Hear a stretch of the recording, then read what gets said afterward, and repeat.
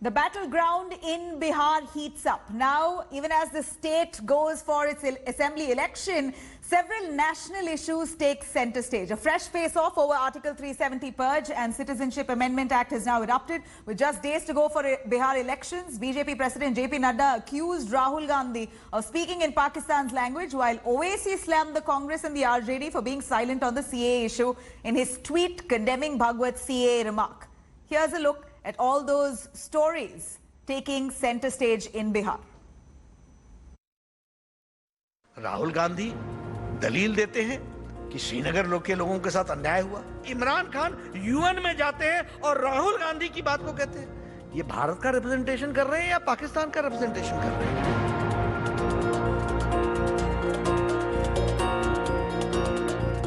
With days to go before Big Bihar battle, Article 370 abrogation and CAA fight are back as flashpoints between the BJP and opposition. Launching a big attack on Congress MP Rahul Gandhi over Article 370 purge, BJP President Jagat Prakash Nadda accused him of speaking in Pakistan's language. धारा 370 हम हटाते हैं, सारे देश में खुशी की लहर आती है, कश्मीर से कन्याकुमारी तक भारत एक होता है, एकीकृत होता है। राहुल गांधी दलील देते हैं कि श्रीनगर के लोगों के साथ अन्याय हुआ और उनकी दलील लेकर के इमरान खान यूएन में जाते हैं और राहुल गांधी की बात को कहते हैं। ये भारत का रिप्रेजेंटेशन कर रहे हैं या पाकिस्तान का रिप्रेजेंटेशन कर रहे हैं? The CAA face-off also returned after RSS chief Mohan Bhagwat said that Muslims were misled over Citizenship Act. In his Vijayadashmi addressal, Bhagwat said opportunists unleashed organized violence in the name of protests. कानून का विरोध भी करने वाले लोग थे, राजनीति में तो चलता ही है। उन्होंने ऐसा वातावरण बनाया कि इस देश की मुसलमानों की संख्या न बढ़े, इसलिए नियम लाया गया। देश के वातावरण में तनाव आ गया, उसका क्या उपाय करना, इसका सोच विचार पूरा हो, कुछ कृति हो इसके पहले, वो सारा और दब गया कोरोना आने के कारण। Bhagwat's assertion sparked a fierce encounter from AIMIM chief Asaduddin Owaisi, who claimed Muslims are not kids to be misled.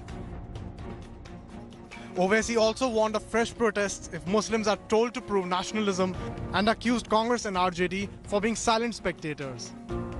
Meanwhile, Congress too has slammed Bhagwat's CAA remark. Parliament में ऐसे कानून पास करेंगे जिस कानून को बहुत सारे प्रांत मानने से इनकार कर दे। क्या ये देश को तोड़ने वाली राजनीति नहीं है? देश के लोग अब समझ चुके हैं कौन लोग हैं जो समाज और देश को तोड़ने की राजनीति कर रहे हैं। Will CAA and Article 370 coupled with development pitch be the trump card in Bihar polls? Bureau Report, India Today. Well, the state elections just around the corner in Bihar. Bihar has multiple issues plaguing the state, including the lack of public health infrastructure. You have lack of educational systems. You have several other issues, including joblessness, which has plagued the state. But yet somehow nationalistic issues, nationalism, in fact, is really the tone that's been set across Bihar while the campaign is on in full swing. We have joining us guest Guru Prakash Paswan, BJP spokesperson, to give us a perspective. We have Anshul Avijit, Congress spokesperson, and Rahul Srivastava from India Today, giving us a brief and insight into what's really the situation on ground. Let me start with the BJP spokesperson here.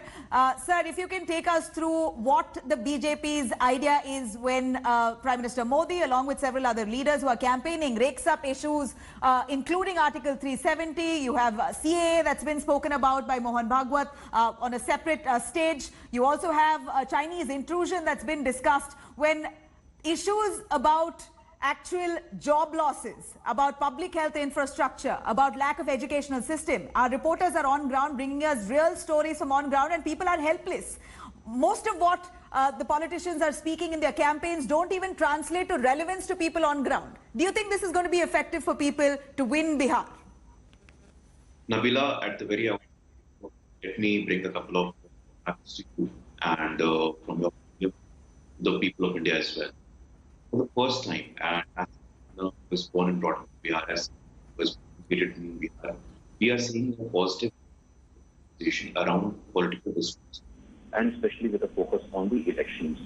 There's the same Bihar 20 years ago when the electoral discourse was electoral violence and people getting killed, food capturing. For the first time, at least in my lifetime, I can say that with all the authority at my command, that issues like job security, public health, status of women, they are now talking points of each and every political party. And the credit for this goes to the Prime Minister of India, Narendra Modi, who has ensured that people are doing politics, constructive politics around issues that actually matters to the people of Bihar.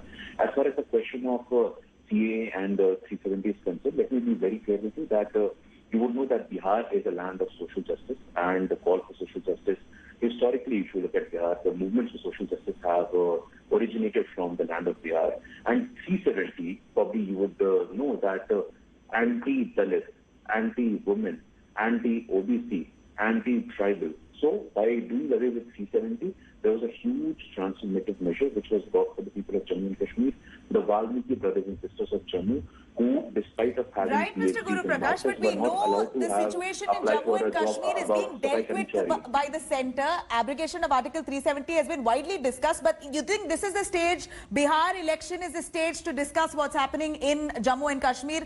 Of course, you spoke about jobs. We understand that here you have the RJD promising 10 lakh jobs. You have the BJP then coming forward and saying we'll give 15 lakh jobs. This remains in manifesto. It's one-upmanship over the other. But actual practicality of it, how are you going to give those jobs? Don't you think those issues must be more relevant and widely discussed?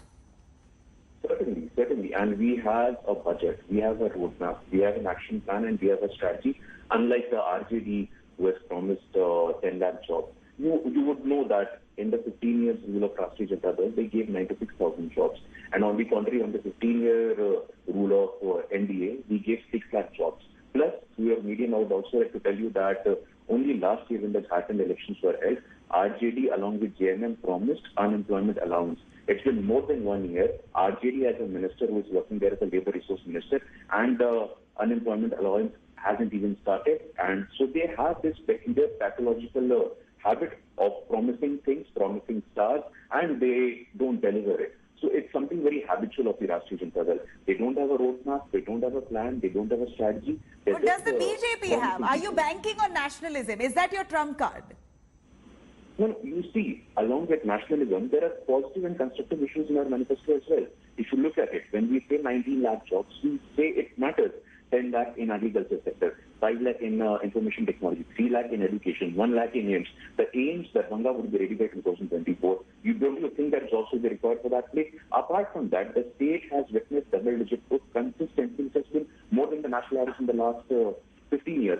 So you would appreciate that the same Bihar, which was ranking top in terms of law and order, in terms of murders, rapes, now in the NCRP it has come to 23rd. So there is, as a Bihari, as someone who has spent almost all his life there, I see the transformation, I feel the transformation. And as someone who teaches at a Patna University, our reporters on ground give us a different picture. Let me take this to Anshul Avijit. Anshul, people of Bihar are currently helpless. The public health metric of Bihar is compared to that of Ghana, which is, it's that bad. Whereas the same breath you are comparing Kerala's medical infrastructure in comparison to New York. Now, when Bihar is struggling, people are barely able to get the next meal of the day. That's their focus. Do you think national issues like Rahul Gandhi raking up China intrusion, it's important? We're all worried about what's happening at the border. We're all worried about what's happening in Jammu and Kashmir. But when people on ground don't have jobs, don't have food, don't have shelter, do you think these issues are relevant? We don't hear RJD nor the Congress leaders speaking anything relevant that translates to actual effectiveness on ground. Nabila, there is a qualitative difference between Rahul Gandhi ji raising the issue of national security and the BJP, the NDA bringing up this kind of bogey, the phantom presence of Pakistan again and again, raising the issue of CAA, the highly discriminatory sort of law that was set in by CAA, and also of Kashmir again and again. So when they have their backs to the wall, it's a familiar script. They know they're going to raise the issues of patriotism, of nationalism, and their own skewed version of who should be loyal and disloyal to this country when they know that the writing is on the wall. I mean, I don't want to go into the details. The RSS chief mentioned it. I don't want to go into the details of how discriminatory the law is. in this particular way. It just weaponizes citizenship, something as basic as citizenship, which is a sense of belonging, ensures belonging in modernity, into an instrument of politics. It's weaponization of citizenship, and once again they brought it into the political stream, and that is again true of Article 370 in Kashmir. Yes, you're absolutely right. The health landscape in Bihar has been completely devastated. There's one doctor for 44,000 people. There are 26 hospital beds for 1 lakh people. Right. So, how are you helping? The per capita on health in Bihar is the lowest in the entire country. What are they and all saying we that's want to do relevant is to this people there? diversionary strategy of nationalism. Your promises are in mere manifestos. Is there anything, we aren't hearing anything relevant in any of those campaigns made by any of your star campaigners, and you have 33 of them? Absolutely not. I mean, Nabila, I'll tell you what is happening over the last couple of weeks. And I'm delighted to say this, that actually relevant issues were being discussed even on television debates. We were all discussing each other's manifestos and talking about these issues. Suddenly what happened was the BJP said, listen, this is enough. I have to bring in nationalism because I have to bring in this bogey of Pakistan because I want to score some cheap political points. That is all what is happening. Yes, we were discussing our manifesto. In fact, I have it with me. We released it 4 days back.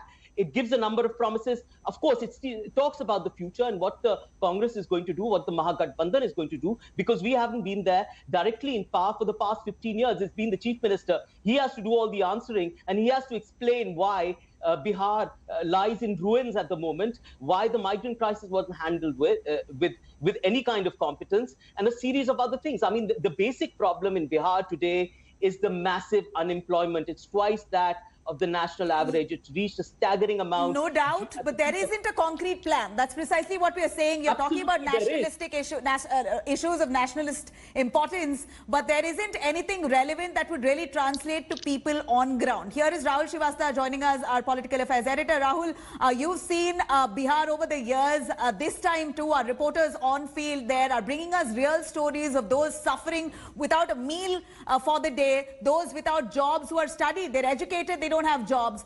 Those who want to get educated don't have institutions. Those who want healthcare don't have proper infrastructure. This is a state with possibly the largest population in the country, and they're as helpless as can be. And here they're listening to issues where Prime Minister Modi is castigating Rahul Gandhi over silence on the abrogation of Article 370. You have Rahul retorting, raking up issues of China. This is a time when issues of importance need to be discussed in that little time that they get during the campaign trail. What do you observe? Nabila, I covered the first election in Bihar in 89-90 when Lalu Prasad Yadav rose in the wake of the great consciousness, social consciousness, and the rise of the Mandalites. And from then, the political landscape has changed only in the terms that Lalu Prasad Yadav is going to be out of the first assembly election in the history of Bihar.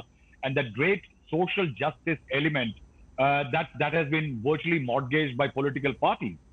See, Bihar has, what the BJP is doing, if we are talking about that, you see, Bihar is a state where there were 1 million agrarian mutinies. There was a major caste struggle.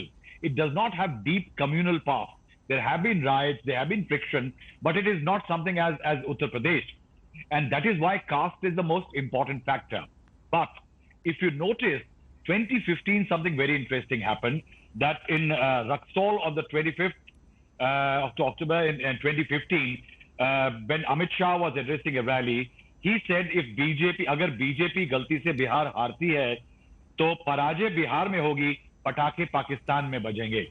Then the major campaign was against Nitish Kumar being soft on terror, and that how he was soft on Indian Mujahideen terrorists like Yasin Bhatkal and others. The basic element is that the BJP is talking about Narendra Modi as a development mascot, Bihar Chief Minister Nitish Kumar as Sushashan Babu. But a dose of communal rhetoric is deliberately being added. One, it is to as a distraction away from the priority issues which should be there, like employment, poverty, and others. They are distracting. The second is also that there is a nearly 24 to 25% vote percentage, which is being talked about as undecided in surveys by news channels, right, by various organizations, and a BJP survey. Now, what the BJP is by this is doing is creating a support in its own constituency. Second, a communal rhetoric will push people like All India Mr. Owaisi. Idea is to undercut the vote of the minority when it comes to the RJD and the Congress. Right. Why the Congress is doing it? It wants to prove that under Modi, there has been non-performance and failures. It wants to beat Narendra Modi and ignore all the important issues. One important point, that Rahul Gandhi's campaign I can understand. But why is BJP raising a communal rhetoric? Because it's right now an ally of Nitish Kumar, and it may hurt Nitish Kumar's minority vote bank. All right. So the BJP's game plan also perhaps that spin needs to be looked at. Right. Guru Prakash, here, quick word on a communal rhetoric as per Rahul says. Is there going to be a change in the approach in the upcoming days, considering people on ground seem quite disconnected with the issues actually discussed on stage? It is of national relevance, but is it of relevance to Bihar right now? Nabil, I have patiently heard the observations made by my friend Anshul Abhijit and Rahulji as well. I don't necessarily agree with both of you when you say that there is an element of communal rhetoric, because if you do a statistical analysis of the speeches made by the leadership of our party, they have constantly spoken about issues like public health, infrastructure, road connectivity, and jobs. You also brought on some of the data with respect to health. For your kind information, I would like to share that the life expectancy of a citizen of Bihar in 2006 was 65, in 2019 it's 69. The infant mortality rate in 2005 was 61, and in 2019 it's 34. The maternal mortality rate in 2005 was 312, in 2019 it's 149. The recovery rate, as you would know, the experts and the ICMR also suggest that it has crossed 95% mark in Bihar. So in terms of health, in terms of real issues, we are making definitely a headway. And I don't necessarily agree with both of you when you say that there is an element of communal rhetoric. It's about the election and about the real issue. As a Bihari myself, and we're hoping to hear issues discussed on in relevance to what people really need. Anshul, a quick word on while you have Guru actually rewinding on the kind of progress that the Nitish Kumar government has made over the years, how are you going to look at issues that will progress Bihar to what really the people need on ground?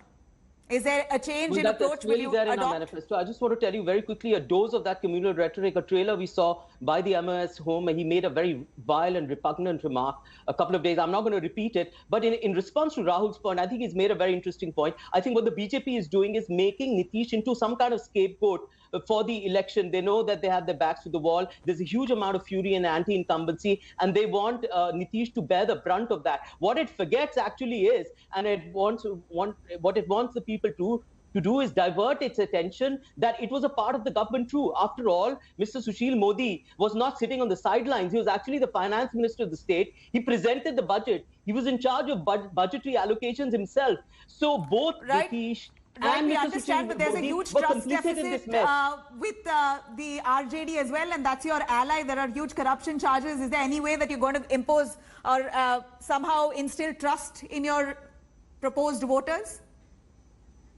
No, the Mahagathbandhan, the RJD and the Congress have been together for a long time now.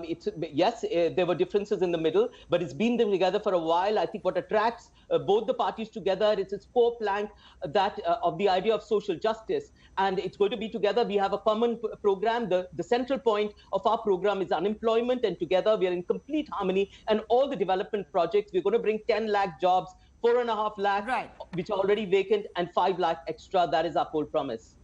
Right. Thank you very much. I'm going to wrap with that. We understand that now coronavirus pandemic across the globe, 20 crore people have been pushed to poverty. Maybe issues that are more relevant on ground should be spoken about. It's Bihar election, one of the biggest in the country. We're hoping for change. Hello everyone. This is Rahul Kamal here. Hope you enjoyed this video. For the latest news and analysis, like and subscribe the India Today YouTube channel, and don't forget to press the bell icon to stay updated.